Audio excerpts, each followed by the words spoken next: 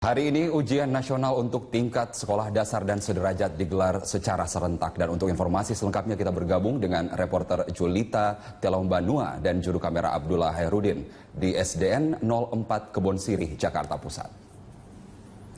Ya Julita, bagaimana jalannya ujian nasional tingkat SD hari ini di tempat Anda berada?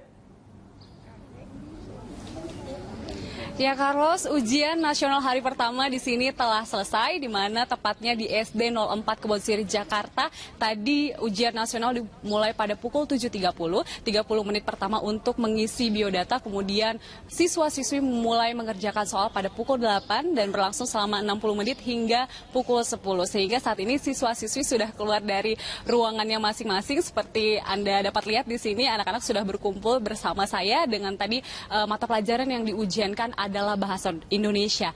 Tadi ada dua ruangan yang digunakan untuk ujian dengan 40 siswa kelas 6 yang mengikuti ujian nasional di hari pertama di SD 04 Kebon Sirih, Jakarta ini. Dan seperti kita ketahui, Carlos, bahwa ujian nasional nanti hasilnya bukanlah penentu untuk kelulusan siswa-siswi SD ini, melainkan nanti akan diakumulasi dengan nilai rapor mereka untuk dapat menentukan kelulusan, kemudian menjadi acuan untuk dapat mereka melanjutkan ke jenjang berikutnya ke sekolah menengah pertama. Dan juga untuk pembuatan soal sendiri, Carlos, berbeda dengan ujian nasional SMP dan SMA yang sebelumnya telah dilaksanakan. Kalau SMP dan SMA itu adalah 100% dibuatkan oleh pemerintah pusat, sedangkan untuk SD sendiri itu 75%-nya oleh pemerintah provinsi dan 25%-nya itu dibuatkan oleh pusat. Dan Kementerian Pendidikan Dasar sendiri mencatat bahwa ada lebih dari 4 juta siswi SD sederajat yang mengikuti ujian nasional pada tahun 2015 ini.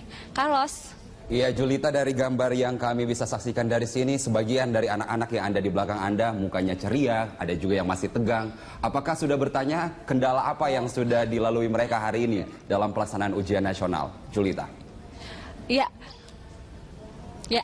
Sejak pagi tadi tidak ada kendala baik dari pihak sekolah, karena kepala sekolah tadi menjemput soal ujian nasional tepat waktu, kemudian pengawas juga berjalan lancar, datang tepat waktu begitu, dan juga tidak ada kertas ujian yang kurang ataupun rusak, sehingga semuanya berjalan lancar. Dan di sini sudah ada siswa-siswi SDN 04 yang sudah selesai ujian. Di sini ada salah satu siswi di sini.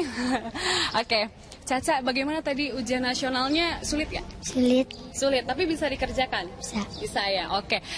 Di sini juga semuanya gimana? Bisa mengerjakan ujian? Bisa. Tidak. Ada yang bilang tidak, ada yang bilang enggak. Tapi besok masih ada ujian, kalian masih semangat? Masih. Baik, begitu Carlos, anak-anak di sini masih semangat untuk mengikuti ujian nasional yang ada 2 hari lagi. Besok ujian nasional mata pelajaran matematika dan lusa mata pelajaran IPA. Carlos. Baik, tentunya kita doakan bersama agar ujian beberapa hari ke depan dapat berlangsung lancar. Terima kasih Julita. Pemirsa, reporter Julita Telombanua dan juru kamera Abdullah Hairudin melaporkan langsung dari SDN 04 Kebon Sirih, Jakarta Pusat.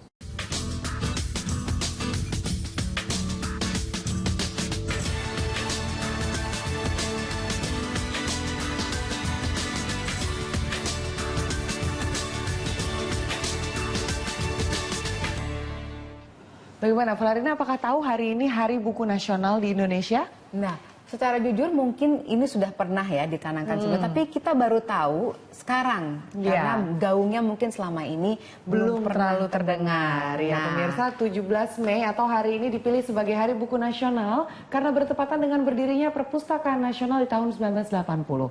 Namun, minat membaca bagi warga Indonesia belum terbangun. Ya, apalagi di era teknologi ini buku semakin ditinggalkan, bahkan banyak anak yang dimanjakan dengan berbagai macam gadget dan games. Lalu sejauh mana peran pemerintah dan swasta untuk membangkitkan minat baca di masyarakat, terutama di kalangan anak-anak?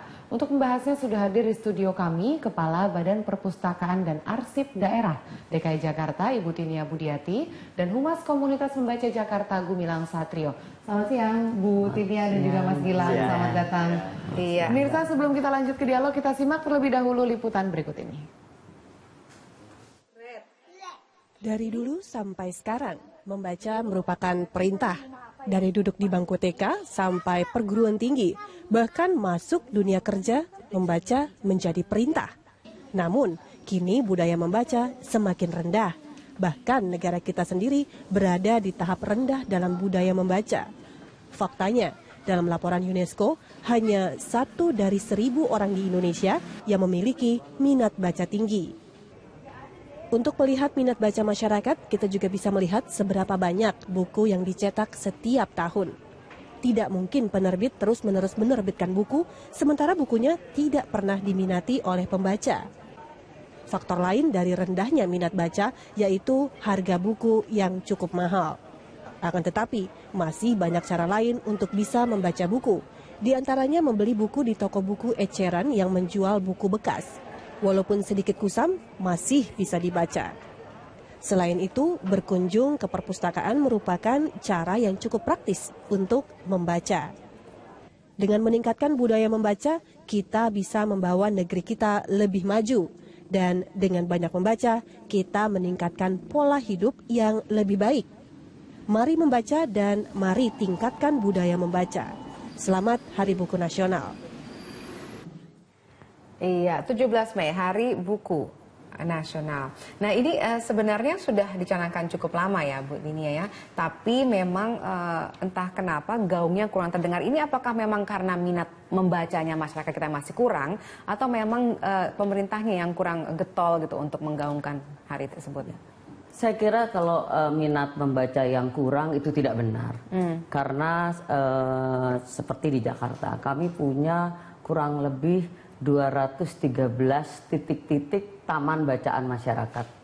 Dan dalam waktu beberapa bulan terakhir ini, sejak Januari, itu sudah meningkat menjadi 249. Dan ini ternyata yang banyak memanfaatkan taman bacaan itu adalah anak-anak usia belajar. Dan mereka begitu haus sampai kadang-kadang buku-buku itu sudah pada lusuh, saking seringnya dibaca. Dan di Jakarta juga kami provinsi memiliki 7 perpustakaan, itu di 5 wilayah, 1 kabupaten di Kabupaten Kepulauan Seribu juga ada, kemudian juga kami di provinsi itu ada 2 perpustakaan Kuningan, yang di Kuningan, kemudian juga di Cikini yang baru saja soft openingnya, ini belum grand openingnya belum, karena masih dilengkapi dengan berbagai sarana.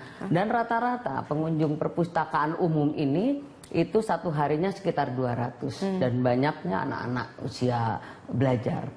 Ditambah lagi dengan tadi 249 titik taman bacaan. Secara jumlah sih cukup banyak ya itu ya. Tapi apakah itu sudah bisa dikatakan mewakili seluruh kebutuhan membaca betul dari masyarakat Jakarta sendiri? Saya kira tidak hanya titik-titik tadi, karena sekarang dengan membaca teknologi informasi itu sangat membantu mereka, minat mereka untuk membaca, karena dengan menggunakan alat itu mereka harus membaca. Jadi saya kira ini kita simultan ya, saling mengisi gitu. Karena sekarang juga arah dari pemerintah adalah juga akan mengembangkan yang disebut dengan e-library. E-library ini adalah untuk menjangkau masyarakat yang mungkin jauh untuk mencapai titik-titik taman-taman bacaan atau perpustakaan umum itu tadi. Tentunya ini yang diharapkan ya, yang gadget dan teknologi informasi ini jangan menjauhkan anak-anak dari buku itu sendiri, tapi justru menambah keingintahuan, saling melengkapi kalau kata Bu Tinia tadi. Oke, Mas Gilang, saya ingin tanya, komunitas Jendela ini kegiatannya apa, dan setuju nggak sama pendapat Bu Tinia? Ini ada 7 perpustakaan di 5 wilayah dan 240 titik bacaan, sudah cukup belum nih kalau untuk mencukupi kebutuhan masyarakat Jakarta? Sepertinya sudah cukup, tapi tinggal niat teman-teman atau enggak adik-adik buat minat bacanya dipertingkatkan. Dan kalau komunitas Jendela sendiri, kita juga ada perpustakaan sendiri, kita juga ada di 3 titik, di Serpong, Manggarai, sama di Sungai Bambu. Dan kegiatannya weekend, soalnya mayoritas relawan pekerja apa semua. Aja kegiatannya? Kita ada cooking class, kelas bahasa, kita kolaborasi sama komunitas fakta bahasa. Terus dokter cilik juga ada, terus kita juga ada olahraganya juga ada. Terus kemarin kita juga habis jalan-jalan, biasanya kita jalan-jalan museum, jalan-jalan tentang pendidikan. Kemarin kita ajak semua adik-adik kita ke Ragunan buat tentang pendidikan fauna dan flora yang ada. Anda melihat pengamatan Anda berorganisasi sejauh ini seperti apa minat baca anak-anak di Jakarta? Di Jakarta saat ini sudah mulai meningkat ya.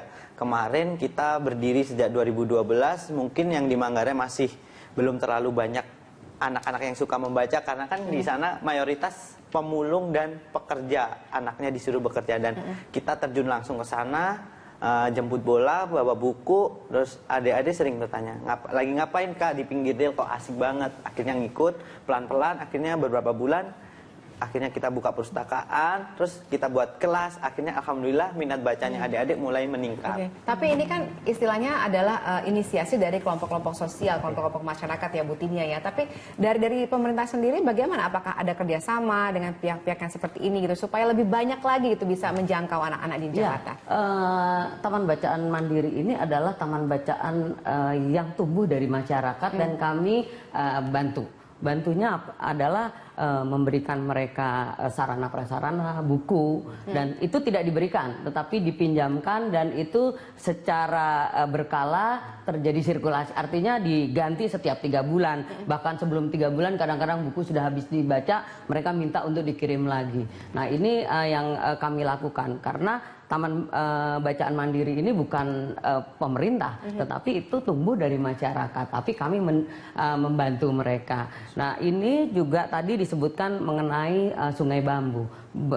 Minggu lalu Gubernur sudah meresmikan yang disebut dengan RPTRA, Ruang Publik Terbuka Ramah Anak. Nah ini yang akan dibuka dalam waktu dekat itu adalah 6. Dan akhir tahun ini akan dibuka lagi 50. Sehingga tahun ini akan ada RPTRA 56. Di situ adalah satu taman terpadu di mana ada layanan untuk kesehatan, ibu-ibu PKK bisa melakukan aktivitas mereka, kemudian ada PAUD, kemudian ada juga salah satunya adalah fasilitas perpustakaan. Dan ini sebenarnya konsepnya adalah bagaimana perpustakaan bukan seperti konsep perpustakaan lama, tetapi yang disebut dengan living library. Living library itu adalah perpustakaan di mana mereka bisa tidak hanya baca, tetapi bisa mengekspresikan apa yang telah dia baca. Seperti tadi disebutkan ada jadi community based gitu ya, Bu ya. Bu Tina, yang ingin saya tanyakan kenapa baru sekarang? Ini nampaknya ide yang sangat brilian, kenapa nggak dikerjakan dari dulu? Saya kira dahulu juga sudah ada. Hanya memang gaungnya belum seperti sekarang. Ini kan sekarang nih kita lebih fokus bagaimana meningkatkan pendidikan anak-anak, mengarahkan pendidikan bacaan anak-anak yang baik sehingga mereka bisa tumbuh seperti apa yang kita harapkan untuk bangsa kita ke depan. Iya. Jadi ide ini sebenarnya bagus ya, tapi memang mungkin hanya orang-orang yang misalnya dekat dengan lokasi itu yang bisa menikmatinya. Bagaimana dengan orang-orang yang lain tidak dekat dengan lokasi itu, dan apalagi kondisi sekarang buku itu kan mahal. Ya, gimana tuh cara mengatasinya? Tapi jangan dijawab dulu karena kita harus break dulu. Pemirsa, nanti bagi Anda yang ingin bergabung memberikan komentar atau pertanyaan bisa menelpon di nomor 021 52900 308 atau 021 52900 311. Kami akan segera kembali.